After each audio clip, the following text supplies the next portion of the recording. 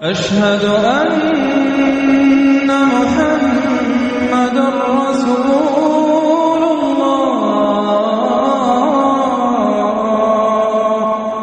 دیکھیے، سب سے پہلی بات یہ ہے کہ یہ مسئلہ کشمیر یہ جنوبی ایشیا کا ایک ایسا ناسور ہے جس میں سے 50 برس سے خون اور پیپ جو ہے وہ بہہ رہا۔ پاکستان اور بھارت کی ہزاروں انسانی جانیں اس مسئلے کے نظر ہو چکی ہیں، بھیڑ چڑھ چکی۔ وہ وسائل کے جو دونوں ملکوں کے عوام کی بہبود میں استعمال ہونے چاہیے، اسلحہ کی دوڑ اور جنگی تیاریوں کی نظر ہو، اور سب سے بڑھ کر یہ کہ ریسنٹلی جبکہ یہ دونوں ملک جو ہیں یہ ایٹمی بن گئے ہیں، تو پھر اس کا تو شدید خطرہ پوری دنیا میں محسوس کیا گیا کہ کسی بھی وقت ایٹمی تصادم کے نتیجے میں بہت بڑی تباہی اور ہلاکت جو ہے وہ پیدا ہو سکتی۔ اس اعتبار سے میں نہیں سمجھتا کہ کوئی بھی انسان دنیا میں ایسا ہو سکتا ہے کہ جو اس مسئلے کے حل ہونے کی آرزو یا خواہش یا تمنا نہ رکھتا ہو۔ فرق یہ ہو سکتا ہے کہ کسی کی رائے کیا ہے، کوئی کیا چاہتا ہے، کسی کی پرائرٹیز کیا ہیں، کسی کی ترجیحات کیا ہیں، لیکن یہ کہ اس مسئلے کو حل ہونا چاہیے، عوام کی بہبود کے اعتبار سے بھی صحیح ہے، اس پورے علاقے کے امن اور سلامتی کے اعتبار سے ہی ہے۔ دوسری بات جو میں عرض کرنا چاہوں گا کھل کر وہ یہ ہے کہ جہاں تک تقسیم ہند کا جو اصول تھا، اس کی جو روح تھی، اس کا تعلق ہے، اس کی روح سے اس میں کسی شک و شبے کی گنجائش نہیں ہے کہ پورے کشمیر پر حق پاکستان کا ہے۔ زیادہ سے زیادہ استثناء ہو سکتا ہے تو صرف لداخ اور جموں کے وہ اضلاع، وہ علاقے کے جن میں غیر مسلم اکثریت اور وہ ساتھ ہی بھارت کے ساتھ ملحق بھی ہو۔ اگر کوئی غیر مسلم اکثریت کا علاقہ پاکٹ کی شکل میں ہے کہیں، وہ نہیں۔ غیر مسلم اقلیت ظاہر بات ہے کہ دو طرح کی ہے، لداخ میں بدھوؤں کی ہے، بدھ مت کے پیروکار، بدھوں کی ہے، بدھوؤں کی نہیں، بدھوں کی، اور جموں میں کچھ اضلاع کے اندر ہندوؤں کی، اور وہ چونکہ بھارت کے ساتھ ایڈجسنٹ ہے، ملحق ہے، تو زیادہ سے زیادہ استثناء اس کا ہو سکتا تھا، ورنہ ہر اصول کے اعتبار سے، اس لیے کہ تقسیم ہند کا اصول یہی تھا کہ ہندوستان اور پاکستان کی تقسیم اس طور سے ہو کہ جو مسلم اکثریت کے علاقے ہیں وہ علیحدہ خطے قرار پائیں، پاکستان بنے، جو غیر مسلم اکثریت کے علاقے ہیں وہ ہندوستان میں، جہاں ان کی سرحدیں ملتی ہوں وہاں یہ ہے کہ جو بھی سرحدی ایڈجسٹمنٹس کی ضرورت ہو، اگر صوبوں کی بھی تقسیم ہو تو ہو جائے، چنانچہ بنگال کی تقسیم ہوئی، پنجاب کی تقسیم ہوئی، یہاں تک کہ ضلعوں کی تقسیم ہوئی۔ اصول یہی تھا کہ جو بھی علاقے مسلم اکثریت کے ایڈجسنٹ ہو پاکستان کے ساتھ وہ پاکستان کا حق ہے، اور جو علاقے غیر مسلم اکثریت کے ایڈجسنٹ ہو بھارت کے ساتھ وہ بھارت کے حق۔ لیکن یہ کہ یہ مسئلہ حل نہیں ہو سکا، کیوں نہیں ہو سکا؟ اس مسئلے کے حل نہ ہونے کا سب سے بڑا سبب اس میں کسی شک و شبے کی گنجائش نہیں، بھارت کی ہٹ دھرمی، وعدہ خلافی، عیاری اور علاقائی استعمار کی خواہش۔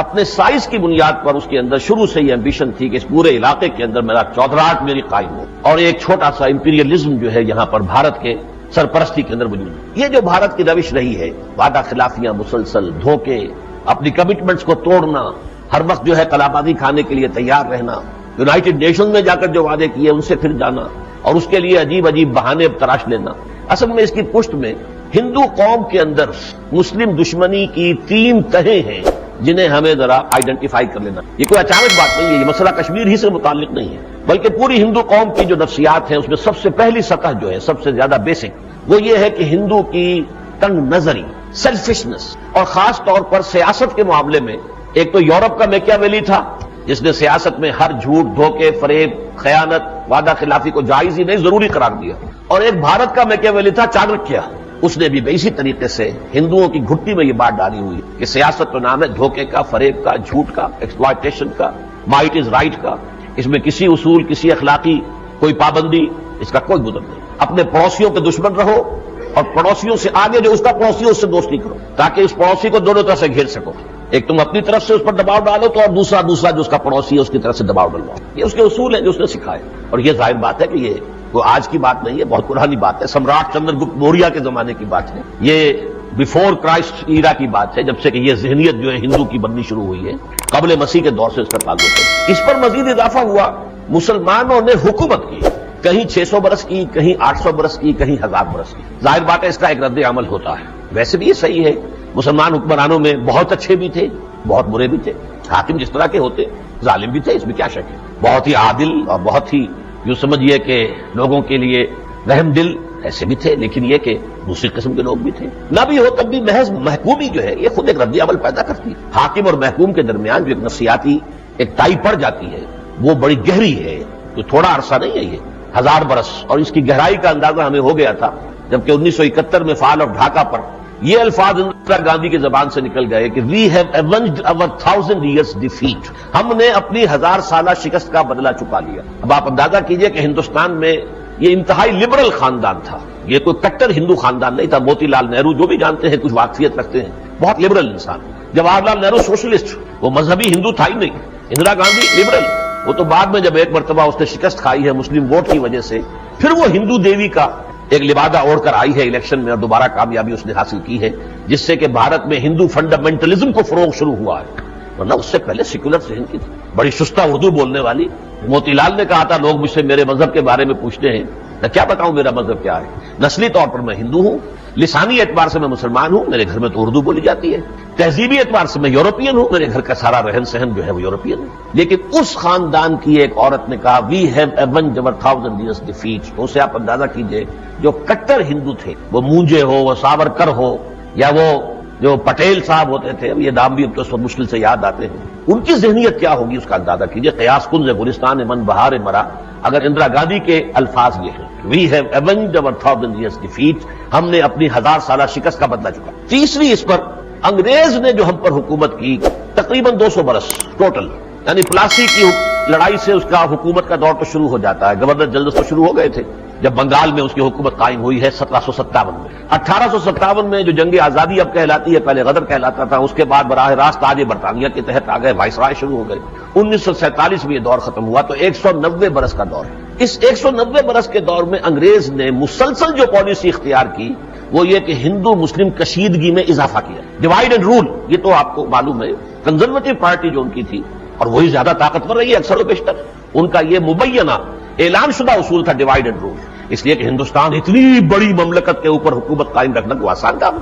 اگر یہاں کے لوگ متحد ہو جائیں ہمیں نکالنے کے لیے تو کیسے ہم یہاں رہ سکتے ہیں. لہذا ان کی دشمنیوں میں اضافہ کرو، ان کے اندر ایک دوسرے کے خلاف جو ہے جذبات کو اور بھڑکاؤ. آپ کے علم میں ہوگا ایودھیا کی مسجد کا مسئلہ ایک انگریز نے اٹھایا بدبخت نے. اس نے ہی کتاب لکھی کہ یہ جو ہے مندر تھا یہاں پر، اور مندر سے گرا کر جو ہے بابر نے یہاں پر مسجد بنائی ہے، حالانکہ تاریخی اعتبار سے بالکل غلط. اور پھر انگریزی دور میں میجسٹریٹس نے اس کو لمبا کرتے چلے گئے، مسئلے کو حل نہیں کیا تاکہ یہ جو ہے مسلمانوں کے درمیان جو ہڈی ہے وہ پڑی رہے، جھگڑے کی، لڑائی کی، دنگے کی، فساد کی. یہ بھی حقیقت ہے. تو پہلی بات ہندو کی تنگ نظری اور چانکیہ کے جو اصول ہیں جو ان کی سیاست میں گہرے ان کے ذہن میں اترے ہوئے. دوسرے، مسلمانوں کی غلامی کا رد عمل، انتقام. تیسرے، انگریز نے جو اس جلتی پر آگ ڈالی، آگ پر میں تیل ڈالا، وہ ڈیوائڈ اینڈ رول کی پالیسی. یہ تین تہے تو ہیں ہندو کی نفسیات کی. چوتھا اس میں فیکٹر اور ایڈ ہوا. انگریز نے جاتے جاتے یہاں سے ایک بہت گہری اور گھناؤنی سازش کے ذریعے سے کشمیر کا مسئلہ پیدا کیا. کیوں پیدا کیا تو سمجھ لیجیے. دیکھیے ہم 200 برس تک انگریز کے غلام رہے تھے. انگریز نے لوٹا تھا اس ملک کو بری طرح. یہ سونے کی چڑیا کہلاتا تھا ہندوستان، جس طریقے سے لوٹا ہے اس کی دولت کو. اب اندیشہ یہ تھا جیسے مسلمانوں کے خلاف انتقام کے جذبات تھے ہندوؤں میں، ایسے ہی ہندوؤں اور مسلمانوں دونوں میں انگریز کے خلاف انتقام کے جذبات پیدا ہو جائیں گے. جو قاعدہ ہے، جو اصول ہے، سابق حکمرانوں کے خلاف جو ہے جذبات ہوتے ہیں انتقامی. لہذا تدبیر یہ کی گئی کہ ایک ایسا قضیہ یہاں شروع کر جاؤ، ایسا جھگڑا آپس میں لڑے اور مرے اور ہمارے دونوں دوست رہیں. یہ بڑی گہری پالیسی، بہت گہری پالیسی اور بڑی گہری نفسیات کے اوپر مبنی پالیسی. اگر ان میں مفاہمت ہو جائے گی تو پھر تو ٹھیک ہے، یہ ایک بہت بڑی طاقت بن جائیں گے ایشیا کے اندر. اور پھر وہ ہمارا اس وقت تو ابھی انہیں یہ خیال نہیں تھا کہ ہمارا جو سیاسی مستقبل بالکل ختم ہونے کے قریب ہے، لیکن یہ کہ یہ ہڈی ڈال کر گئے. باقاعدہ ایک بہت بڑی سازش کے تحت انہوں نے کشمیر کا مسئلہ پیدا کیا. یہ کشمیر کا مسئلہ در حقیقت انگریز کا پیدا کردہ ہے. معاملہ ہمارا یہ رہا ہے بدقسمتی سے. کوئی جو ایک شعر ہے ذرا اتنا اچھا نہیں ہے کہ میر کیا سادہ ہے بیمار ہوئے جس کے عوض اسی عطار کے لڑکے سے دوا لیتے ہیں. ہم نے سمجھا کہ یہی لوگ حل کرائیں گے، یہی طے کرائیں گے، حالانکہ در حقیقت یہ مسئلہ ان کا پیدا کرتا تھا. یہ دونوں آپس میں لڑے اور ان کے سارے جو بھی انتقامی جذبات ہیں وہ ایک دوسرے کے خلاف صرف ہو جائیں، ہماری طرف ان کا رخ نہ ہو. بہرحال ان سب کا نتیجہ یہ ہوا کہ ہندو نے اور کانگریس نے دو قومی نظریے کے بارے میں تو انہوں نے برمنا کہا کہ یہ ہمیں تسلیم نہیں ہے، ہم نے کبھی تسلیم کیا ہی نہیں. ہاں، پاکستان کو ہم تسلیم کرتے ہیں، لیکن یہ بھی تسلیم کیا تھا اس امید میں، بلکہ اس یقین پر کہ پاکستان جلد از جلد تھوڑے ہی عرصے میں ایواپوریٹ ہو جائے گا، تحلیل ہو جائے گا، ختم ہو جائے گا، وائبل نہیں ہے، چل ہی نہیں سکتا. اور اس کے لیے انہوں نے پورا بندوبست کیا. ہمارے وسائل جو ہے وہ اپنے قبضے میں رکھے، روکے رکھے، ہمارے فنڈز روکے رکھے، ہمارے ہتھیار روکے رکے. یہاں تو قائد اعظم کے پاس جو ہے سینٹرل گورنمنٹ کے ملازموں کو تنخواہ دینے کے لیے ایک پیسہ نہیں تھا. سیٹھ آدم جی نے اگر بلینک چیک نہ دیا ہوتا کہ آپ جتنا چاہے اس پہ لکھ لیں اور پیسے لے لیں، تو یہاں پہ سینٹرل گورنمنٹ کو کراچی کے اندر تنخواہ دینے کے لیے پیسہ نہیں تھا. ان کا پورا یقین تھا. اور یہ جس طریقے سے کہ مشرقی پنجاب کو خالی کرایا گیا ہے اور جس طریقے سے طوفان آیا ہے یہاں پر، وہ اسی لیے تھا کہ اتنا بوجھ پڑ جائے پاکستان کی معیشت پر. انتظامی اعتبار سے ابھی ایک حکومت ہے جس کے قدم جمے بھی نہیں ہے, جس کی حکومت کی کوئی سیٹ ہی نہیں ہے. آرمی بیرکس پرانی جو ہے اس کے اندر تو وہ حکومت اپنی لے کر بیٹھے ہوئے ہیں. نو سیٹ آف گورنمنٹ, کوئی آفیسز نہیں ہے, کوئی گورنمنٹ ہاؤس نہیں ہے. اس حکومت کے اوپر جو ہے اتنی بڑی آباد کاری کا بوجھ ایک دم آ جائے گا تو حکومت بیٹھ جائے گا. اس امید میں انہوں نے پاکستان کو تسلیم. بہرحال یہ 4 عوامل ہیں کہ جن کی بنا پر ہندوستان کی ہٹ دھرمی, وعدہ خلافی, عیاری اور چانکیہ کی سکھائی ہوئی سیاست, ان سب نے مل ملا کر ابھی تک اس کشمیر کے مسئلے کے حل ہونے میں روک لگی. لیکن اب ذرا ایک دوسرا حصہ بھی, کچھ غلطیاں اس میں ہماری بھی ہیں. سیلف اسسمنٹ بھی کرنی چاہیے, سیلف سینسر بھی کرنا چاہیے, اپنا جائزہ بھی لینا چاہیے. ہم سے بھی غلطیاں, ان میں جو مہا غلطی ہے, جرم عظیم, اکبر الکبائر, سب سے بڑا گناہ, معصیت کبریٰ, ذنب عظیم, وہ یہ ہے کہ ہم نے پاکستان میں جسے کہ ہم نے اسلام کے نام پر قائم کیا تھا, اسلام کو قائم نہیں کیا. نفاذ اسلام سے گریز. اس کا نتیجہ کیا نکلا؟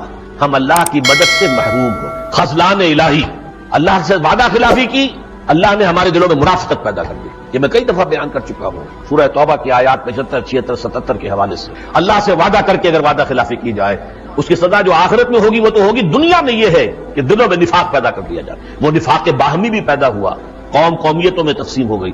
وہ کردار کا, اخلاق کا, نفاق عمل ہی پیدا ہوا. صداقت, امانت, ایفاء عہد کا جنازہ نکل گیا.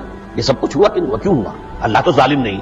نہ ایسی یہ قوم جو ہے ہمیشہ سے اتنی پست تھی, قطن نہیں تھی, اخلاقی اعتبار سے اتنی گری ہوئی قوم یہ نہیں. اس سے بھی آگے بڑھ کر پھر اللہ تعالیٰ نے 25 برس کی مہلت دینے کے بعد ہم پر عذاب کا اپنا کوڑا برسایا, اور ہم کشمیر تو کیا لیتے, ہم مشرقی پاکستان بھی کھو بیٹھے. یہ ہے اکبر الکبائر, یہ ہے ہمارا ذنب عظیم, یہ ہمارا سب سے بڑا جرم, یہ ہماری سب سے بڑی معصیت, اللہ کے ساتھ وعدہ خلافی. بما اخلف اللہ ما وعدوہ, بسبب اس وعدے کے جو انہوں نے اللہ سے کیا تھا اس کی خلاف ورزی کرنے کے, ہم نے ان کے دلوں میں نفاق پیدا کر دیا. اگر ہم نے اسلام پر عمل کیا ہوتا, غور کیجئے, اور نافذ کیا ہوتا اسلام کو, تو پھر کیا ہوتا؟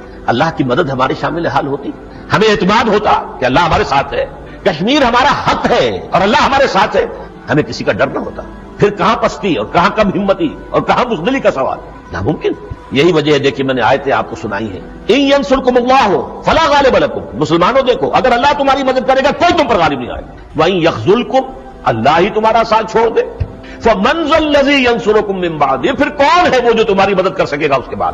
وَعَلَى اللَّهِ فَلْيَتَوَكَّلِ الْمُؤْمِنُونَ, اللہ کو تو, اہل ایمان کو تو صرف اللہ ہی پر توکل کرنا چاہیے. پھر یہ بات نہ ہوتی کہ ہم چھوٹے ہیں وہ بڑے ہیں, جیسے سورہ بقرہ میں فرمایا قال الذين يظنون انهم ملاقو اللہ, کہا ان لوگوں نے جنہیں یقین تھا کہ انہیں اللہ کی خدمت میں حاضر ہونا ہے, ملاقات کرنی ہے. کم من فئۃ قلیلۃ غلبت فئۃ کثیرۃ باذن اللہ, کتنی ہی مرتبہ ایسا ہوا ہے کہ ایک چھوٹی جمعیت جو ہے ایک بڑی جمعیت کے اوپر اس کو فتح اور غلبہ حاصل ہوا اللہ کے حکم سے. واللہ مع الصابرین, اللہ صبر کرنے والوں کے ساتھ. اس صورت میں ہم یہ کرتے, الٹیمیٹم دیتے کھلم کھلا, یہ ہمارا حق ہے, یا دستبردار ہو جاؤ یا کھلے میدان جنگ کے اندر مقابلہ کرو. یہ وہ بات ہے کہ جو مولانا مودودی مرحوم نے 1948 میں کہی, اور ان کے خلاف اسی قسم کا طوفان اٹھا تھا جیسا طوفان آج اور کل میرے خلاف اخبارات میں آپ نے دیکھا ہوگا. اس لیے کہ انہوں نے جو بات کہی تھی وہ اصلاً اصولاً 100% درست تھی, اگرچہ انطباق اور اطلاق کے اعتبار سے غلط تھی. یہ بات ذرا سمجھ لیجیے میری, میں چاہتا ہوں کہ اس کی وضاحت ہو جائے. مولانا نے جو دلیل دی تھی وہ میں نے آپ کو پڑھ کے سنائی آج سورہ انفال کی آیت نمبر 58. وَإِمَّا تَخَافَنَّ مِن قَوْمٍ خِيَانَةً, اے نبی محمد صلی اللہ علیہ وسلم, اگر آپ کو کسی قوم, کسی قبیلے کی طرف سے خیانت کا اندیشہ ہو, فَانبِذْ إِلَيْهِمْ عَلَىٰ سَوَاءٍ, تو ان کے ساتھ اگر کوئی معاہدہ ہے تو وہ کھلم کھلا ان کے منہ پر دے ماریے, پھر اقدام کیجیے. ان اللہ لا يحب الخائنین, یہ نہیں کہ معاہدہ بھی قائم رہے, سفارتی تعلقات بھی قائم رہے, اور نیچے سے آپ جو ہے ان کے خلاف کوئی اقدام بھی کریں, یہ خیانت ہے, اور اللہ تعالیٰ جو ہے خیانت کرنے والوں کو پسند نہیں. اسلام کا اپنا ایک اخلاق ہے. اسلامی حکومت جو ہے وہ عام دنیا کی مادہ پرستانہ حکومتوں کی طرح نہیں ہوتی. اس کی جنگ بھی ہے تو اخلاق کے تحت ہے, صلح بھی ہے تو اخلاق کے تابع ہے, دوستی بھی ہے تو اخلاقی اصولوں کے مطابق ہے, دشمنی ہے تو اخلاق کے اصولوں کے تابع ہے اور اس کے مطابق. یہ ہے قرآن کا قانون. انہوں نے کہا ہم نے سفارتی تعلقات قائم کیے ہوئے ہیں بھارت کے ساتھ, ہم نے کوئی الٹیمیٹم نہیں دیا ہے. اس کے باوجود اگر یہاں سے لوگ وہاں جا رہے ہیں اور حملہ کر رہے ہیں اور جہاد سمجھ رہے ہیں اسے, تو یہ صحیح نہیں ہے.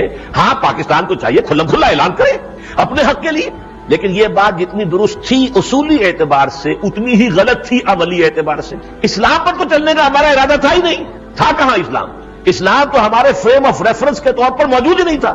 لہذا اسلامی حکم کا تذکرہ کرنا گویا کہ بے محل تھا, جب ہماری پوری زندگی اسلام کے مطابق نہیں. ہمارے سارے قوانین جو ہے وہی چل رہے ہیں کہ جو برطانیہ دے کر ہمیں گیا تھا, ہمارا وہی جاگیرداری زمیندار نظام چل رہا ہے, ہمارا وہی جو ہے سودی معیشت کا نظام چل رہا ہے. یہ سارا معاملہ جو کا تو ہے، تو اسلام کے ایک حکم کو اس طور سے لا کر نافذ کر دینا وہ در حقیقت منطبق ہونے کے اعتبار سے درست نہیں تھا، اصولی اعتبار سے سب سے درست۔ اسلامی ریاست کے اندر یہی ہوگا، اسلامی حکومت کا قانون جو ہے یہ اٹل ہوگا، لیکن یہ ہے کہ جو انطباق اس کا ہوا، اپلیکیشن ہوئی ہے، وہ میرے نزدیک درست نہیں۔ بہرحال یہ تو میرے نزدیک اگر ہم کرتے ہیں، اب یہ تو یہ ہے کہ بہت بڑا کاش ہے، تو میں یقین کے ساتھ کہتا ہوں کہ بھارت کا باپ بھی جو ہے راستے میں نہیں آ سکتا تھا، اللہ تعالیٰ کی مدد ہمارے شامل حال ہوتی اور اللہ پر ہمارا توکل ہوتا، ہمارا اگر اللہ کے ساتھ خلوص کا رشتہ ہوتا تو اللہ کے بارے میں بھی ہمیں یقین ہوتا کہ اللہ ہماری پشت پر ہے۔ اگر آپ اللہ کو دھوکہ دیتے ہیں، یخادعون اللہ وہو خادعهم، تو پھر اللہ بھی انہیں دھوکہ دیتا ہے۔ یہ تو معاملہ دو طرفہ ہے، تم اللہ کے ساتھ خلوص کا معاملہ کرو، اخلاص کا کرو، تو اللہ تمہارے ساتھ خلوص اور اخلاص اور محبت کا معاملہ کرے گا، ورنہ نہیں۔ منافقین کا تو معاملہ یہ ہے کہ وہ دھوکہ دیتے ہیں اللہ کو، اللہ دھوکہ دیتا ہے انہیں۔ اس اعتبار سے ہمارا معاملہ اور ضربت علیہم الذلۃ والمسکنہ، ہم یہ ہمت نہیں کر سکے کبھی بھی کہ الٹیمیٹم دے کھلا کھلا کہ یہ ہمارا حق ہے، ہینڈز آف کشمیر، ورنہ آؤ کھلے میدان میں جنگ۔ لیکن اس پر مستزاد ہیں 5 غلطیاں مزید چھوٹی۔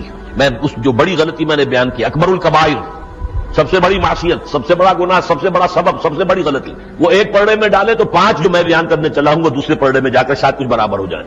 ہماری پہلی سیاسی غلطی یہ تھی کہ تقسیم ہند کی جب تجویز زیر غور تھی تو ریاستوں کے بارے میں کانگریس کا موقف یہ تھا کہ ریاستوں کا مستقبل وہاں کے عوام طے کریں گے۔ مسلم لیگ نے یہ بات طے کرائی کہ نہیں، راجے، مہاراجے اور نواب کریں گے۔ عوام کا معاملہ ہوتا تو کشمیر کے بارے میں دو رائے کسی کے ذہن میں آ ہی نہیں سکتی تھی۔ راجے کا معاملہ ہوا تو راجا تو ہری چند پر حضرت بیٹھا ہوا تھا، ہندو تھا، ڈوگرا تھا۔ غلطی تھی ہماری، بہت بڑی سیاسی غلطی تھی، ہماری قیادت کی غلطی تھی۔ آخر معصوم قیادت تو نہیں تھی، غلطی ہوتی ہے۔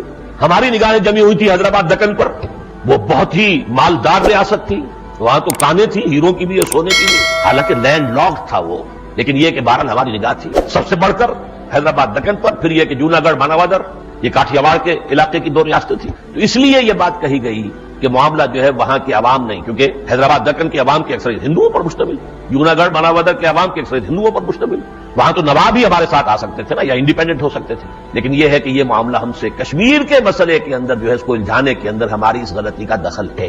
نمبر 2، ہماری بہت بڑی غلطی، لیکن اسے میں سمجھتا ہوں کہ یہ مجبوری کے تحت ہوا کہ باؤنڈری کمیشن جو تھا ریڈ کلف ایوارڈ، اس کے بارے میں ہم نے پہلے سے لکھ کر دے دیا کہ جو فیصلہ کر دیں گے منظور، بلینک چیک۔ لیکن یہ مجھے یقین ہے، اور میں کیونکہ ایسی روایات موجود ہیں کہ جس زمانے میں یہ بات ہو رہی تھی آخری مرحلے میں قائد اعظم شدید مغموم رہے، رنجیدہ رہے، ڈپریسڈ رہے، ان کے پاس قریبی لوگوں نے یہ کہا، غالباً اصفہانی صاحب نے، کہ میں نے زندگی بھر جو ہے قائد اعظم کو اتنا ملول اور غمگین اور اتنا جو ہے رنجیدہ کبھی نہیں دیکھا جتنا ان دنوں سے۔ معلوم ایسا ہوتا ہے کہ برطانیہ نے صاف کہہ دیا تھا کہ اگر یہ نہیں مانو گے تو ٹھیک ہے، ہم ختم کرتے ہیں پاکستان کی پوری اسکیم اور ہم کانگریس کے حوالے کرتے ہیں یونیلیٹرلی انڈیا کو، اور ہم چاہتے ہیں، ہمیں تو جانا جانا۔ تو مسئلہ یہ ہو گیا کہ یا تو اب جو بھی کوئی زیادتی کریں، جو بھی کاٹ چھانٹ کریں، اس کے تحت جو بھی پاکستان ملے وہ لے لیا جائے، یا یہ کہ پورے پاکستان سے ہاتھ دھو کر بیٹھ گئے۔ قائد اعظم نے اس میں پریگمیٹک انداز اختیار کیا اس وقت، لیکن شدید صدمے کے ساتھ، شدید دنج کے ساتھ۔ میرے نزدیک یہ مجبوری بھی تھی، اور نمبر 2، میرے نزدیک یہ اس درحقیقت برطانوی سازش کا ایک کڑی تھی۔ برطانوی سازش کے تحت کشمیر کا مسئلہ پیدا کرنا تھا، کشمیر کا مسئلہ پیدا کرنے کے لیے بھارت کو کشمیر کے لیے راستہ دینا تھا، راستہ دینے کے لیے باؤنڈری کمیشن نے بے ایمانی کرنی تھی، لہذا پہلے دستخط لے لیے گئے کہ جو بھی ایوارڈ ہوگا وہ آپ کو ماننا پڑے گا۔ شدید دباؤ میں قائد اعظم نے اس کو قبول کر لیا، لیکن بہرحال غلطی تو ہوئی۔ کشمیر کے مسئلے کے پیدا ہونے میں سب سے بڑا دخل تو اسی کو ہوا ہے۔ اگر اس میں یہ بے انصافی نہ ہوتی اور یہ راستہ ان کو نہ مل گیا ہوتا تو ظاہر بات ہے کشمیر میں وہ اپنی فوج بھیج نہیں سکتے تھے، ہوائی جہاز کے ذریعے کتنی بھیج دیتے۔ نمبر 3، ایک ہمارے سامنے اصولی جو سیاست تھی وہ تو چونکہ پاکستان کے اسلام کے اصولوں کے مطابق تو ہم نے اپنی زندگی استوار کی ہی نہیں، اس کو چھوڑ دیجئے۔ تو جو دنیا میں رواجی سیاست ہے اس کے اعتبار سے ہمارے لیے موقع تھا کہ ہم جھٹ پٹ اپنی فوجیں جو ہے کشمیر میں داخل کر دیتے۔ بھارت کے لیے کشمیر میں فوجیں پہنچانا آسان کام نہیں تھا، ہمارے قبائلی داخل ہو چکے تھے، آزاد کشمیر، بلتستان، گلگستان اور گلگت میں لوگوں نے خود وہاں پر بغاوت کر کے اور ڈوگرا فوج کو وہاں سے بھگا دیا تھا۔ حالات نہایت سازگار تھے، ذرا سی ہماری جو ہے فوجی جو ہے باقاعدہ جسے کہا جاتا ہے آرمی موو، وہ اگر ہوتی کشمیر ہمیں مل جاتا۔ یہ بھی نہیں ہو سکا، کیوں نہیں ہو سکا؟ جنرل گریسی کی وہی سازش، یا تو وہی برطانوی سازش کا یہ تیسرا معاملہ ہے، اس کو نوٹ کر دیجیے، اس نے انکار کیا۔ لیکن یہ بھی ہو سکتا ہے کہ واقعی حالات ایسے نہ ہوں، ابھی ہمارا فوجی ساز و سامان ہمیں پورا نہیں ملا تھا، ہماری ابھی جو ہے کینٹونمنٹس پورے طور سے سیٹل نہیں تھے، اللہ عالم، میں اس میں یقین کے ساتھ بات نہیں کہہ سکتا، لیکن گمان غالب یہی ہے کہ کمانڈر ان چیف انگریز گریسی جو ہے سب سے بڑا وہ رکاوٹ بنا ہے، ورنہ یہ کہ ذرا سی بھی نفری اگر وہاں پر باقاعدہ فوج کی چلی گئی ہوتی تو کشمیر ہمارے پاس آ جاتا، وہی معاملہ ہو جاتا جو بھارت نے کیا حیدرآباد دکن میں اور جوناگڑھ میں اور ماناودر میں ہم پر کوئی الزام بھی نہ تھا. انہوں نے جو کچھ کیا وہی ہم نے کیا. ٹٹ فار ٹیٹ والی بات تھی. نمبر 4 اسی جو دنیا کی رواجی سیاست ہے اور طور طریقے ہیں اسی کے اعتبار سے ہمیں اللہ نے گولڈن چانس دیا 1962 میں جب بھارت کی پٹائی ہو رہی تھی نیفا میں اور بھارت جو ہے کانپ رہا تھا, برا حال تھا, ہانپ رہا تھا, کانپ رہا تھا. ہمارا ذرا سا ایڈوانس جو ہے کشمیر کے اندر, کشمیر ہمیں مل جاتا. لیکن نہیں, ہم نے اپنا آقا بنایا ہوا تھا امریکہ بہادر کو, اس کی اجازت, اس کا NOC ہمیں نہیں ملا, اس کی اپنی جو ہے اپنی جو بھی اس کی مصلحتیں ہوں گی, اور ہم نے وہ گولڈن چانس جو ہے وہ لوز کی. ورنہ اس وقت جو ہے بہت آسانی کے ساتھ کشمیر پر ہمارا قبضہ ہو سکتا ہے. اگر یہ میں پھر عرض کر رہا ہوں کہ اسلامی سیاست کے اعتبار سے تو معاملہ ہی دوسرا تھا, وہ تو پھر ہمیں کھلم کھلا الٹیمیٹم دے کر بجائے اس طرح کی کوئی جو ہم انڈر ہینڈ میتھڈز استعمال کریں اور ایسے مواقع کے جو ہے وہ صرف تلاش میں بیٹھے رہیں.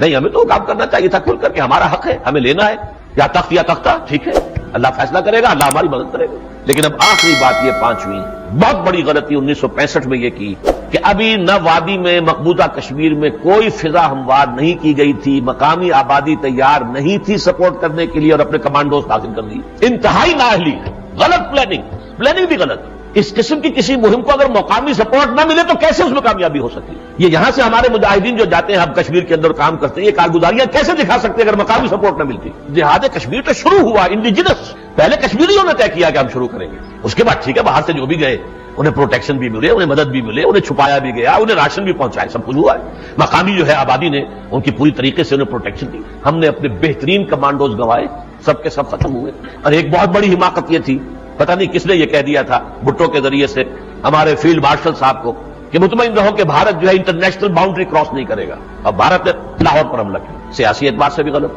ہمارے اندازے غلط, ہمارے ڈپلومیٹک ریلیشنز غلط, ہماری پلاننگ غلط. یہ ہے یکے بعد دیگرے. سن 71 کا میں تذکرہ نہیں کرنا چاہتا, وہ مسئلہ اصلاً ایسٹ پاکستان کا تھا. ان میں ہماری نااہلی, سیاسی بے بصیرتی, ہمارا جو بھی ہے معاملہ, پھر اس وقت کی جو قیادت تھی شرابیوں اور زانیوں پر مشتمل, وہ ایک علیحدہ داستان ہے. میں اس کے ضمن میں جانا نہیں چاہتا. وہ تو اصل میں اللہ کے عذاب کا کوڑا تھا جو ہم پر پڑا ہے, بدترین شکست کا جو کلنک کا ٹیکا ہمارے ماتھے پر لگا ہے. ہمارا دایاں بازو کٹ گیا ہے, ختم ہوا ہے. پر اس کا میں ذکر نہیں کر رہا, لیکن کشمیر کے سلسلے میں یہ 5 ہیں اسٹریٹجک غلطیاں جو ہم سے ہوئی. سب سے پہلے کہ یہ طے کرانا کہ ریاستوں کا فیصلہ عوام نہیں بلکہ رولرز کریں گے. نمبر 2 باؤنڈری کمیشن ایوارڈ کی پیشگی منظوری جو بھی ہو بلینک چیک. نمبر 3 اس وقت فوج نہ داخل کر دینا. نمبر 4 سن 62 میں فائدہ نہ اٹھانا. نمبر 5 65 میں غلط پلاننگ اور غلط سفارتی جو بھی اندازے تھے ان کی بنا پر ایک ایسی مہم جو کہ جس کا حاصل کچھ نہیں ہوا, نقصان صرف. اب آئیے, یہ بات تو بڑی پرانی تھی جو میں نے دہرائی ہے. اصل میں پچھلے چند سالوں کے دوران کچھ واقعات ایسے ہوئے ہیں کہ جن سے یہ مسئلہ اب تازہ ہو کر کھڑا ہو گیا. ایک سٹیل میٹ تھا, چلا آ رہا تھا. پچھلے چند سالوں کے دوران اصل میں تو یہ نتیجہ نکلا ہے, وہ میں بعد میں تفصیل سے عرض کروں گا. یہ جہاد افغانستان کا فال آؤٹ, وہ جوش و خروش جو جہاد کے نام پر افغانستان میں ہوا ہے, اسی کو دیکھ کر, خربوزے کو دیکھ کر خربوزہ رنگ پکڑتا ہے. ایک تو کشمیر کے مسلمانوں کے اندر بھی وہ جذبہ جو ہے اور امنگ پیدا ہوئی, تو وہ بھی انسان ہے افغان جنہوں نے یہ کچھ کر کے دکھا دیا تو ہم کیوں نہ کر سکیں. اور دوسرے یہ کہ جتنے باہر کے آئے ہوئے تھے مجاہدین پوری دنیا سے افغانستان میں, انہوں نے بھی کشمیر کے اندر پھر داخل ہو کر ان کی سپورٹ کی. لیکن اس کا نتیجہ کیا نکلا کہ اعلان لاہور سے میں شروع کرنا چاہتا ہوں, جسے میں کہتا ہوں کہ وہ نواز اور واجپائی کا جبہہ تھا آپس میں, لیکن اس پروسیس کو ختم کر دیا, نگیٹ کر دیا ہماری کارگل کی مہم نے, جہاں سے پھر ہمیں دم دبا کر بھاگنا پڑا. اس پوزیشن کو اچھی طرح جان لیجیے. طاقت کا جہاں تک بیلنس ہے, بھارت اور پاکستان کی جنگ اس حال میں کہ اللہ ہمارے ساتھ نہیں ہے, اللہ ہمارے ساتھ نہیں ہے, اس حال میں اگر مقابلہ ہوگا تو اسلحہ کا اسلحہ سے, افراد کا افراد سے, طاقت کا طاقت سے, گنتی کا گنتی سے یہی ہوگا, مادی وسائل کا مادی وسائل سے. اس اعتبار سے ہم ہرگز ہندوستان کے ساتھ جنگ کرنے کی پوزیشن میں نہیں. چھوٹی جنگ ہو, لمیٹڈ ایریا میں ہو, ہمارا پلڑا بھاری رہے گا. لیکن جوش و خروش جو ہے مسلمان فوجی میں جو ذوق شہادت ہے وہ ہندو کے پاس نہیں آ سکتی. لیکن ہمارے وسائل ایسے نہیں ہیں. سسٹینڈ وار اور کسی بڑے پھیلے ہوئے محاذ کے اوپر جنگ جو ہے ہم زیادہ دیر نہیں کر سکتے. ہمارے پاس وسائل نہیں, تھن آؤٹ ہو جائیں گے ہمارے وسائل. اس حوالے سے جب محسوس ہوا کہ کارگل کے جواب میں بھارت تل گیا ہے آل آؤٹ وار پر, تو آپ کا وزیر اعظم بھی بھاگ کر گیا. کس ذلت کے ساتھ گیا ہے, چھٹی کے روز جا کر جو ہے وہ کلنٹن سے اس نے درخواست کر کے اپنے لیے انٹرویو لیا ہے. اور اس کلنٹن نے بعد میں کہا بھی مذاق اڑاتے ہوئے میرے ساتھ فوٹو سیشن چاہتا تھا, وہ چاہتا تھا میرے ساتھ ایک فوٹو کھنچوا لے. یہ پاکستان کی عزت کا دھیلا ہوا ہے.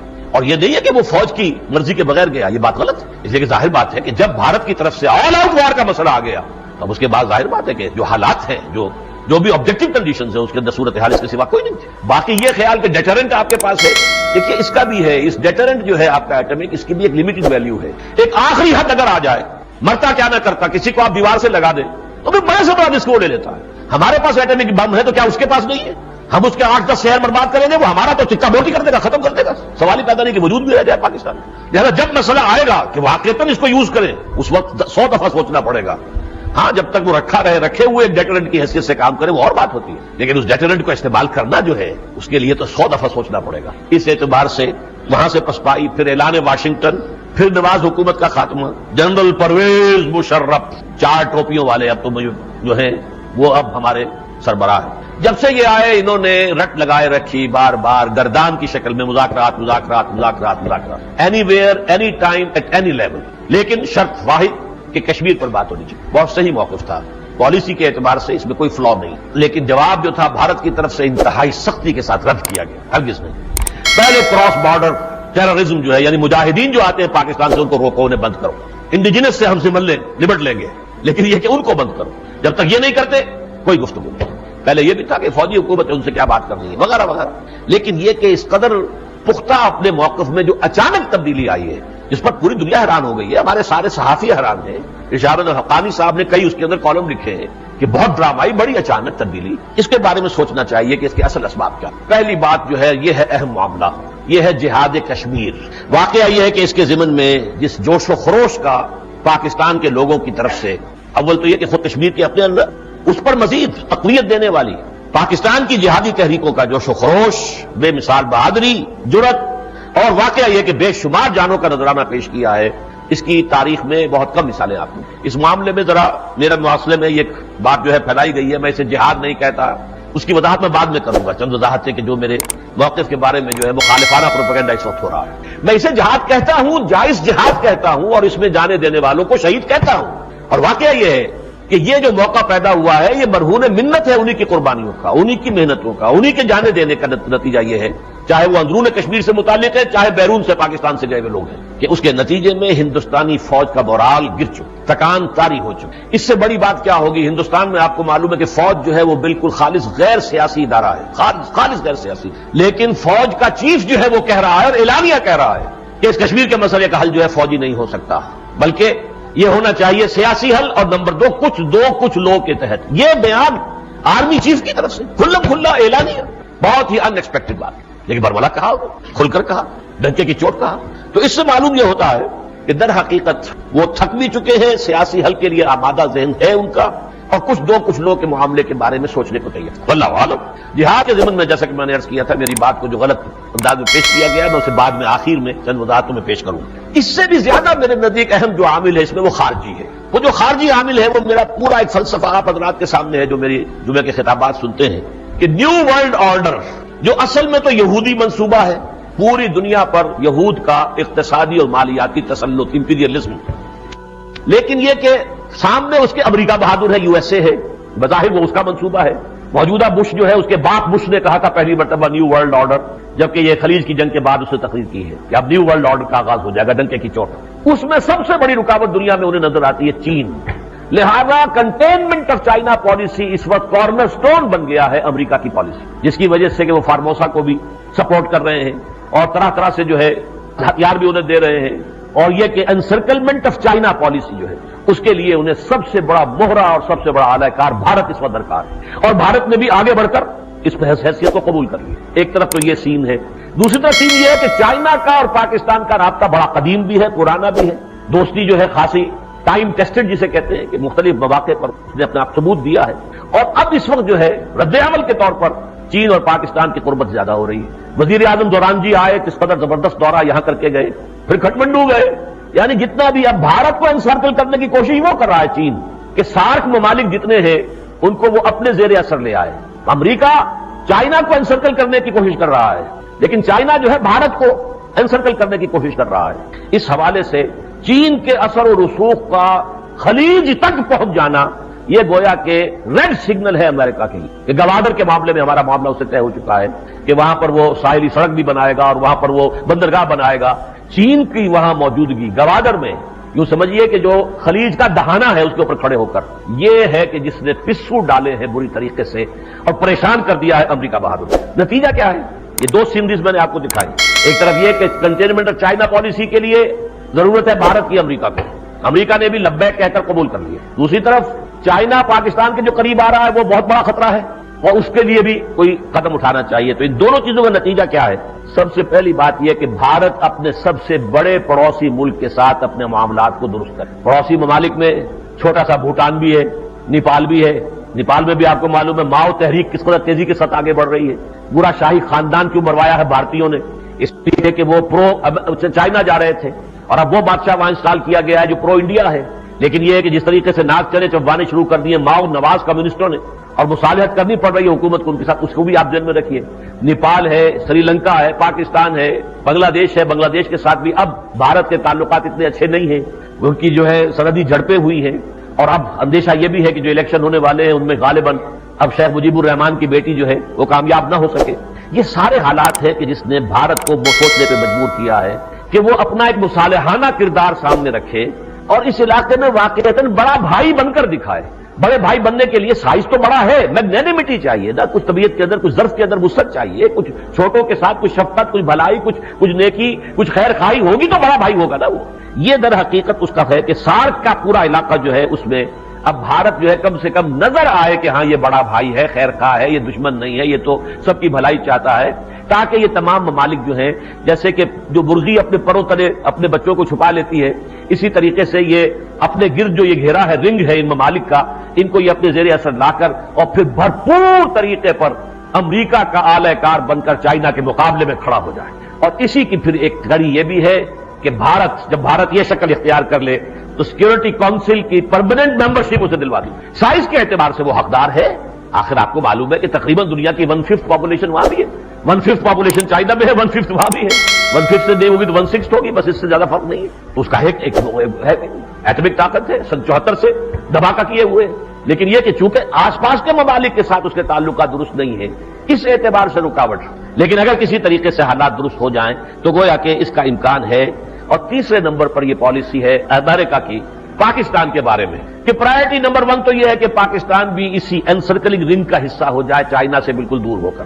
یہ نہیں تو کم سے کم نیوٹرل ہو جائے، یہ نہیں تو کم سے کم مزید پیش رفت نہ کرے. یہ گویا کہ ہوتے ہیں ہر حکومت کے اہداف جو ہوتے ہیں، سب سے بڑھ کر یہ ہے، یہ نہیں تو یہ ہے، یہ نہیں تو یہ ہے، سیکنڈ لائن یہ ہے، تھرڈ لائن یہ ہے. یہ ہے در حقیقت وہ پس منظر داخلی اور خارجی جس کی بنا پر یہ امید کرنے کے لیے کچھ بنیاد موجود ہے کہ شاید مشیت ایزدی میں، حکمت خداوندی میں اس کشمیر کے مسئلے کے ایک قابل عمل اور قابل قبول حل کی شکل پیدا ہو جائے جو 50 برس میں کبھی بھی یہ صورتحال پیدا نہیں. اور اب آپ دنیا کے دیکھ لیجیے، ٹیلی ویژن دیکھیے، CNN دیکھیے، BBC دیکھیے، پوری دنیا جو ہے اس کی توجہ ان مذاکرات کے اوپر ہے. 2 گھنٹے کا پروگرام آج شام کو ہوگا CNN سے اسی پر. مذاکرات تو ابھی کل ہوں گے لیکن ابھی سے جو شروع ہو چکا ہے جس طریقے سے، اور پورا کا پورے ان کے جو ہے سب سے بڑا فوکس جو ہے پاکستان اور ہندوستان کے معاملات ہے، تو اتنا تو دنیا میں کبھی ہوا نہیں ہے. لیکن یہ کہ یہ بین الاقوامی سیاست کے اعتبار سے اس کی بڑی اہمیت ہے اور وہ سارے معاملات کی وجہ سے میں کچھ امید ہے.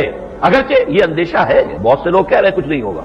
ہندوستان کی ہٹ دھرمی، ہندوستان کی پچھلی تاریخ، ہندوستان کا یہ سارا معاملہ، اس کے پیش نظر کچھ نہیں ہوگا، نشستن و گفتن و برخاستن ہوگا اور بھارت صرف یہی کہے گا جی پہلے معاملات کانفیڈنس بلڈنگ میجرز پہلے اختیار کر لیے جائیں، تجارت شروع ہو جائے، سیاچین کا مسئلہ حل ہو جائے، فلاں کا ہو جائے، اس کا ہو جائے، پھر کشمیر کے لیے بھی سوچ لیں گے. اس کے امکانات ہیں، امکانات کی نفی میں نہیں کر رہا ہوں، لیکن امید ہے کسی نہ کسی درجے میں. وہ تمام حالات کے حوالے سے، بھارت کی ذہنیت کے حوالے سے نہیں لیکن حالات کے اعتبار سے، داخلی بھی اور خارجی بھی. لیکن یہ کہ امید ہے یا نہیں ہے، ایک بات میں اختلاف نہیں ہو سکتا کہ اس کی دعا لازماً کرنی چاہیے. ظاہر بات ہے کہ دعا کا حق تو ہم سے کوئی نہیں چھین سکتا.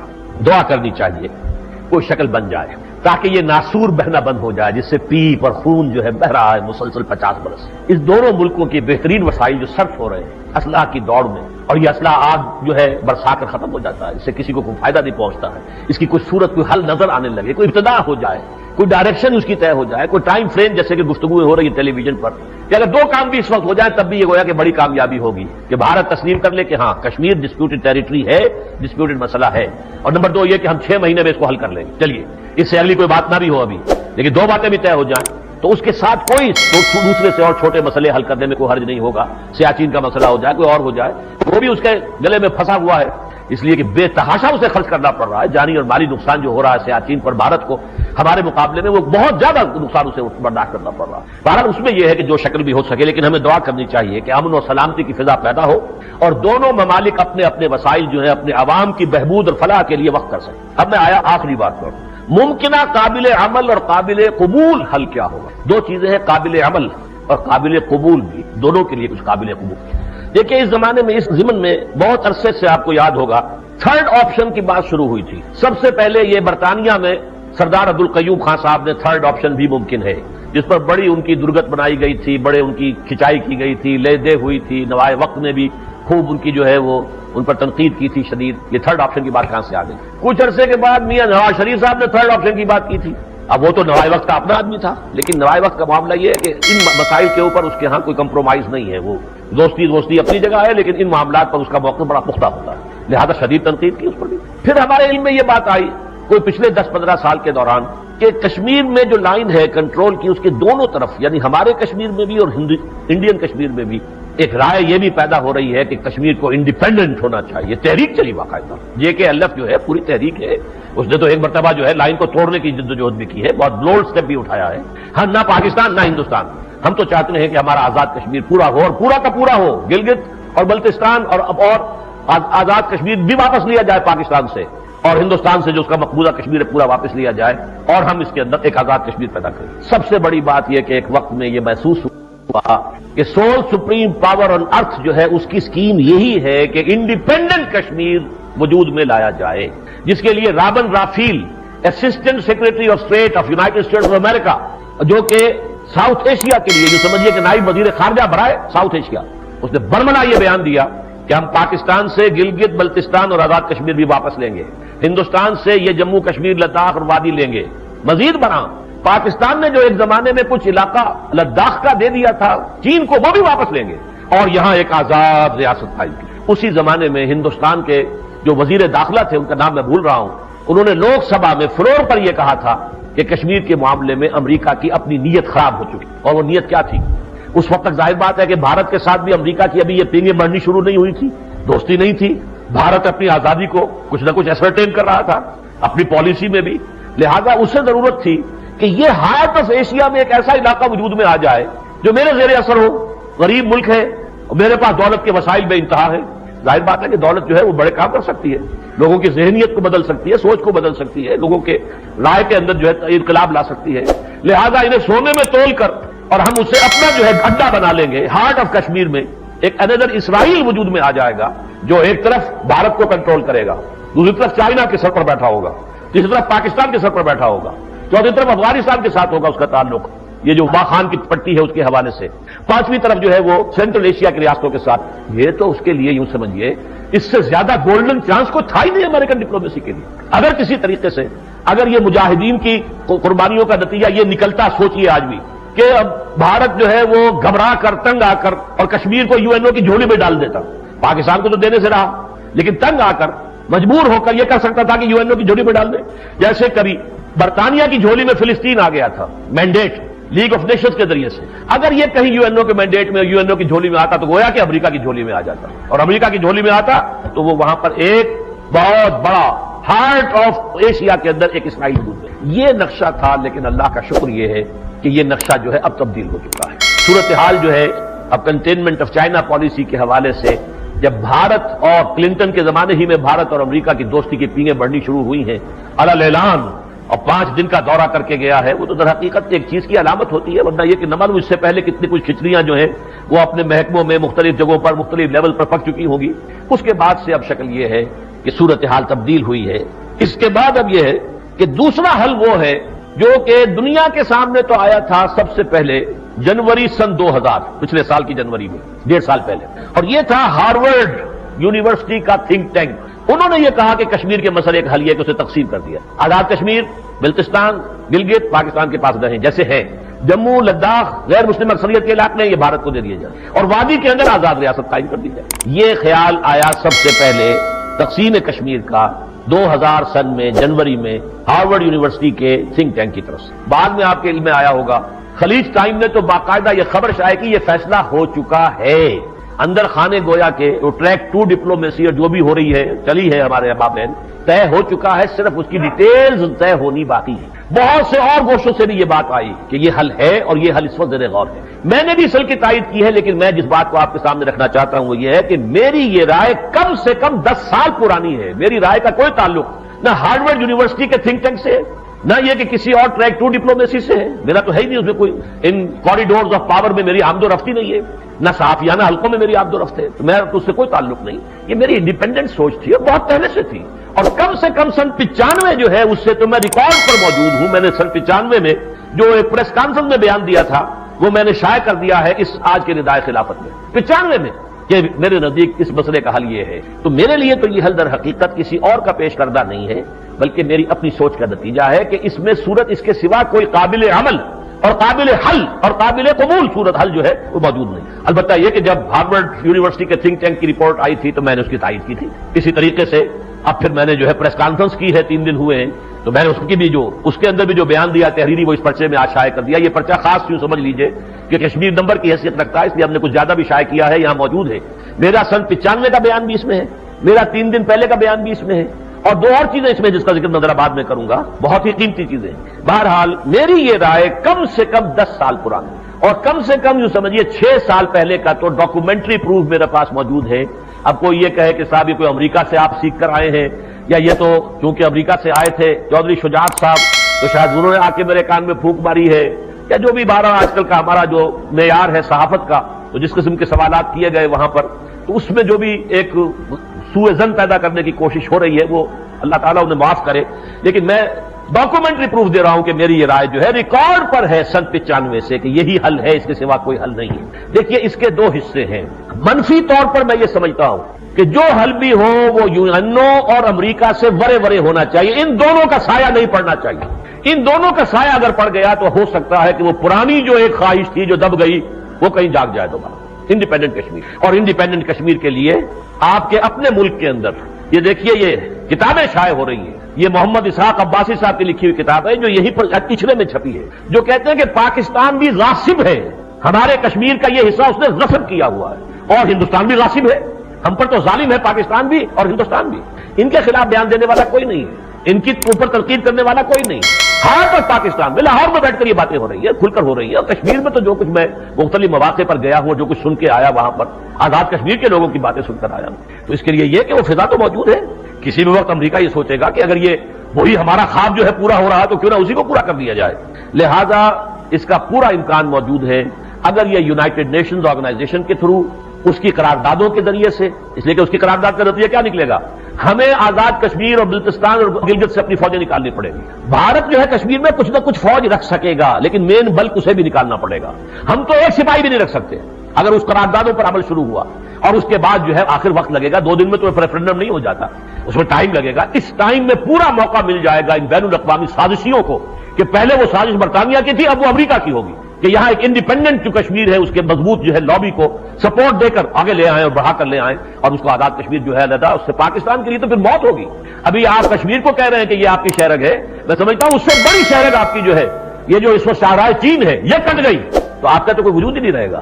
چائنا کے ساتھ تعلق ختم ہونے کے بعد آپ کا کوئی تعلق دنیا کے ساتھ نہیں رہتا. ایک ہی تو ملک ہے جس کے ساتھ آپ کی ایک دوستی ہے, اور اگر یہ کشمیر کا جو ہے پورا انڈیپینڈنٹ بن جاتا ہے تو آپ تو ختم ہو, آپ کا چائنا سے کانٹیکٹ ختم ہو جائے گا. یہ سارا جو ہے بلتستان اور یہ گلگت اور ہنزا کے ذریعے ہی تو آپ کا کانٹیکٹ ہے چائنا کے ساتھ. تو میرے نزدیک میری تجویز کا منفی حصہ یہ ہے کہ اس حل پر کہیں کوئی سایہ بھی نہیں پڑنا چاہیے, نہ امریکہ کا نہ یونائٹڈ نیشنز آرگنائزیشن کا, یہ باہمی مذاکرات سے. ہاں جیسے کہ چودھری شجاعت صاحب کا بیان شاید آج یا کل آیا ہے, مسلمان ممالک بیچ میں میڈیٹ کریں, کچھ اور آ جائیں, کوئی حرج نہیں ہے.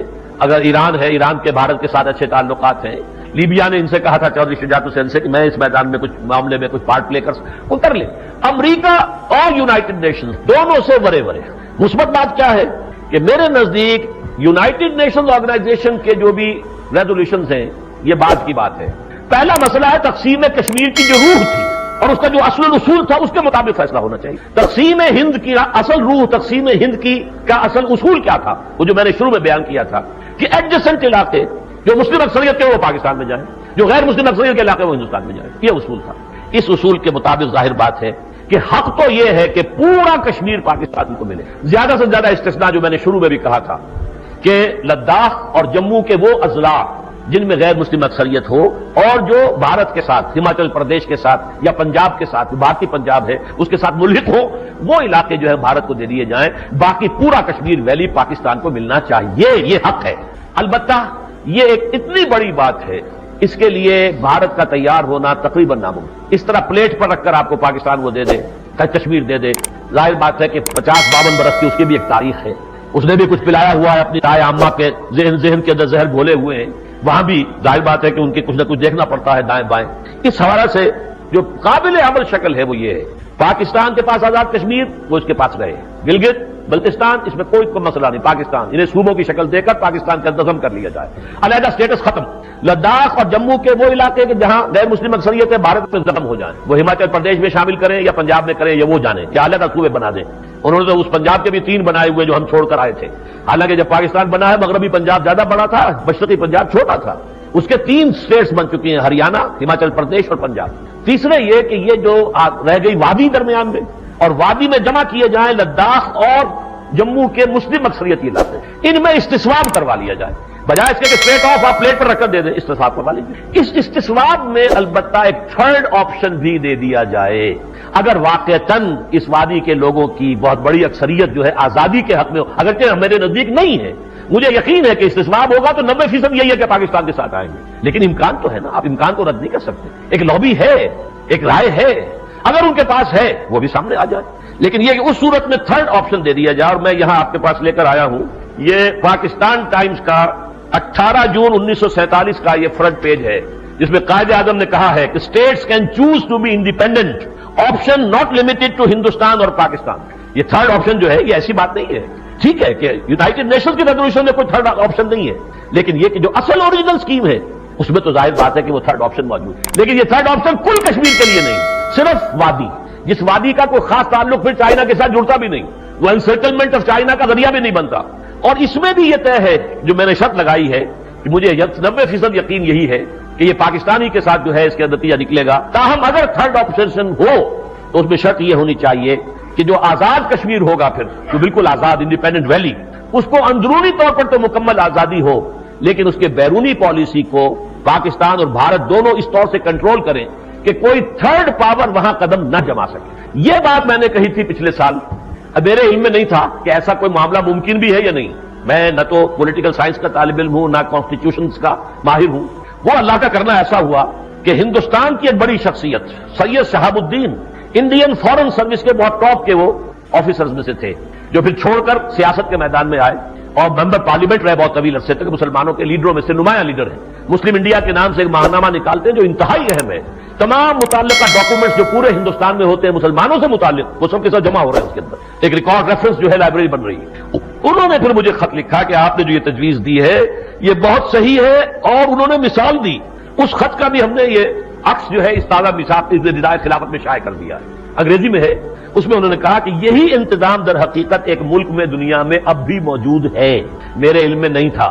پھر بعد میں نے تحقیق کی، پھر ایٹلسیں دیکھی تو ایک چھوٹا سا ملک ہے ایسا ہی پہاڑی کے دامن کے اندر پائرینیز ماؤنٹینز ہیں کہ جو فرانس کو علیحدہ کرتے ہیں ہسپانیہ سے، اسپین سے. ان پائرینیز ماؤنٹینز کے دامن میں ایک یہ علاقہ ہے، انڈورا اس کا نام ہے، ANDORRA. یہ انڈورا جو ہے یہ شارلمان ہوتا تھا، بہت بڑا ایمپرر فرانس کا. اس نے مسلمانوں سے چھینا تھا کیونکہ مسلمانوں کی حکومت تھی پورے ہسپانیہ پر. وہاں سے چھین کر ایک حکومت قائم کی تھی. لیکن بعد میں ہسپانیہ کے کچھ اور علاقے بھی مسلمانوں کے ہاتھ سے جب نکل گئے تو انہوں نے کلیم کیا کہ یہ ہمارا علاقہ ہے. تو 2 دعوے دار ہو گئے، فرانس بھی اور ہسپانیہ بھی. تو ان دونوں کا ایک ڈوئل اور جوائنٹ کنٹرول رہا ہے 700 برس تک، اور وہ اب بھی ہے. نقشے میں دیکھ لیجئے. پھر میں نے جو یہ ہے انسائکلوپیڈیا برٹانیکا اس میں سے نکالا، اس کا نقشہ وہ بھی اس میں دے دیا ہے، انڈورا کی مثال بھی دے دی. کہ یہ ہے میری تجویز کہ اگر ایسا ہو تو پھر یہ کہ پاکستان اور بھارت کے درمیان مفاہمت کی فضا میں یہ طے کر دیا جائے کہ یہاں کسی تیسری طاقت کو قدم جمانے کا موقع نہیں ملے. وقت اگرچہ پہلے ہی کچھ زیادہ ہو گیا لیکن میں چند منٹ آپ کے اور دوں گا. میری ایک بات یہ ہے کہ میرے نزدیک جیسے کہ میں نے یہ کہا ہے کہ یہ کشمیر کا مسئلہ تقسیم ہند کے نامکمل ایجنڈے کی تکمیل کے لیے ایک شق ہے، ایسے ہی اس تقسیم ہند کے نامکمل ایجنڈے کی ایک اور شق بھی ہے جو ہنوز تشنہ تکمیل یا تعمیل ہے، اور وہ یہ کہ فاؤنڈرز آف پاکستان، علامہ اقبال جو مبشر پاکستان، مفکر پاکستان، مصور پاکستان، قائد اعظم جو بانی پاکستان، مؤسس پاکستان، معمار پاکستان، دونوں نے یہ تصور دیا تھا کہ ہندوستان اور پاکستان کے درمیان تعلقات نہایت گہرے برادرانہ تعلقات ہیں۔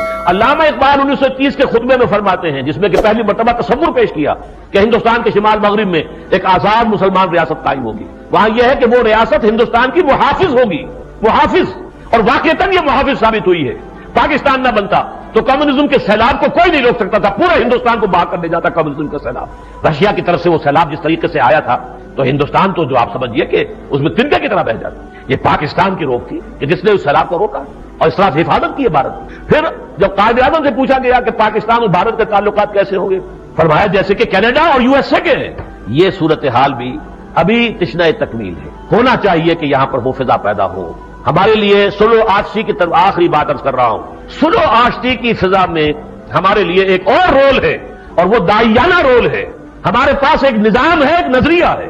بھارت کے پاس کیا ہے؟ کچھ بھی نہیں۔ بھارت تو مغرب کا اندھا مقلد ہے، مغرب کی وہ تہذیب کے جو خود اپنے خنجر سے خودکشی کر رہی ہے۔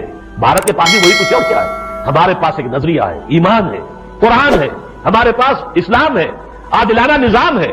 سب سے بڑی بات تو یہ کہ جو ہم سے کوتاہی ہوئی، جس کو میں نے سب سے بڑا جرم اکبر الکبائر شروع میں قرار دیا تھا کہ ہم نے یہاں اسلام نافذ نہیں کیا، ہم یہاں اسلام نافذ کریں تاکہ یہ لائٹ ہاؤس بنے جو قائد اعظم نے کہا تھا۔ ہم پوری دنیا کے لیے روشنی کا ایک مینار بنانا چاہتے ہیں، اور ظاہر بات ہے کہ اس سے پہلے کم سے کم دعوت، قرآن کی دعوت کو پھیلانے کے لیے آپ کو معلوم ہے 20 کروڑ مسلمان ہندوستان میں بستا ہے، آپ کی تعداد سے کہیں زیادہ، اور وہاں ہر جگہ اردو زبان سمجھی جاتی ہے، ہر جگہ، پوری دنیا، کوئی کے اندر کہیں اور آپ کو ایسا علاقہ نہیں ملے، وہاں آپ اپنی دعوت پھیلا سکتے ہیں۔ اس لیے کہ جہاں تک تو ہے ہندو کلچر، وہ تو آ رہا ہے، اب بھی آ رہا ہے، وہ ریڈیو کے ذریعے سے آ رہا ہے، وہ ٹیلی ویژن کے ذریعے سے آ رہا ہے، وہ انٹرنیٹ کے ذریعے سے آ رہا ہے، وہ آپ کے جو کیبل کے ذریعے سے آ رہا ہے، یہاں تک کہ آپ کو معلوم ہے سونیا گاندھی نے یہ کہا کہ we have already conquered Pakistan. جاؤ دیکھ لو کراچی میں جو ویڈیو شاپس ہیں وہ بھری ہوئی ہیں ہندوستانی فلموں کی ویڈیو سے، تو culturally we have already conquered Pakistan. لیکن یہ کہ اسلام کی دعوت نہیں جا سکتی، اسلام کا پیغام وہاں نہیں جا سکتا، اور سب سے بڑی رکاوٹ یہ دشمنی، یہ ہماری دشمن قوم کا مذہب ہے۔ اس دشمنی کی فضا کچھ کم ہو تو اگر ایک ہندو کمیونسٹ ہو سکتا ہے تو وہ اسلام کے نظام کو کیوں نہیں قبول کر سکتا؟ مجھے تو پورا اعتماد ہے اس پر کہ اگر یہ راستے کھلیں اور اسلامی دعوت وہاں پر پہنچائی جائے تو انشاءاللہ العزیز ہندوؤں کے اندر بھی ایسے لوگ ہیں کہ جو کھلے دل کے سوچیں گے۔ لیکن یہ دشمنی کی فضا جو ہے، یہ ہے در حقیقت جو سب سے بڑی رکاوٹ بنی ہوئی ہے۔ بہرحال یہ ہے میرا نقطہ نظر اس معاملے میں۔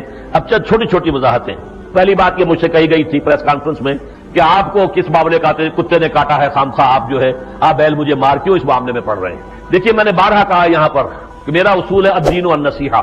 میں سیاسی آدمی نہیں ہوں، تنظیم اسلامی سیاسی جماعت نہیں ہے، لیکن میں اس ملک کی بہتری کے لیے، اسلام کی بہتری کے لیے میں سوچتا ہوں، غور کرتا ہوں، اور جو رائے ہوتی ہے وہ دیتا ہوں۔ مجھے اس کی فکر نہیں ہوتی ہے کہ کسی کو اچھی لگی یا بری لگی، جو میرے نزدیک حق ہے اسے میں بیان کرتا ہوں، اور اس میں میں نے الحمدللہ کہ آج تک کوئی کمپرومائز نہیں کیا ہے۔ مجھے دھمکیاں بھی مل رہی ہیں ٹیلی فون پر، کوئی پرواہ نہیں مجھے، اور بھی بہت سے مراحل مجھ پر ایسے آئے ہیں دھمکیوں کے، لیکن بہرحال میں اسے اپنا فرض سمجھتا ہوں۔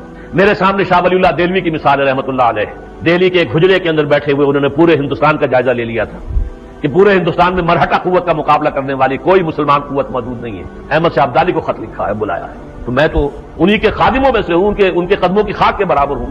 میں سیاسی میدان میں نہیں ہوں، لیکن مجھے جو بھی رائے میری ہے دیانتاً ملک کے لیے، اسلام کے لیے بہتری کی، وہ مجھے پیش کرنی ہے۔ جہاد افغانستان اور جہاد کشمیر کے بارے میں جان لیجئے کہ میں نے ہمیشہ یہ کہا ہے کہ جہاد حریت بھی جائز ہے، اور اس میں جب انسان جان دیتا ہے تو شہادت ہی ملتی۔ البتہ جہاد فی سبیل اللہ ایک بالکل مختلف ہے، صرف اللہ کے دین کے غلبے کے لیے، کسی ٹیریٹری کے لیے نہیں۔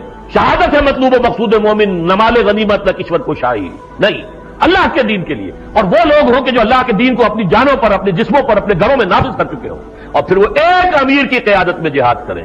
اور اگر مسلمان حکومت کے تحت ہے تو حکومت کے تحت جہاد ہوگا، پھر انڈیپینڈنٹ جہاد نہیں ہو سکتا۔ جہاد فی سبیل اللہ کی یہ شرائط ہے، یہ پوری نہیں ہوتی۔